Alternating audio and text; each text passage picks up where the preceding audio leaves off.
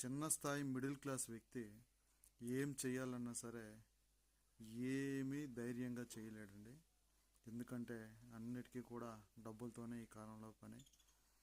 మన కళలు ఏవైతే ఉంటాయో అవన్నీ కూడా సహకారం చేసుకోవడానికి ఈ రోజుల్లో అవకాశం అయితే ఎవ్వడూ ఇవ్వడం లేదు.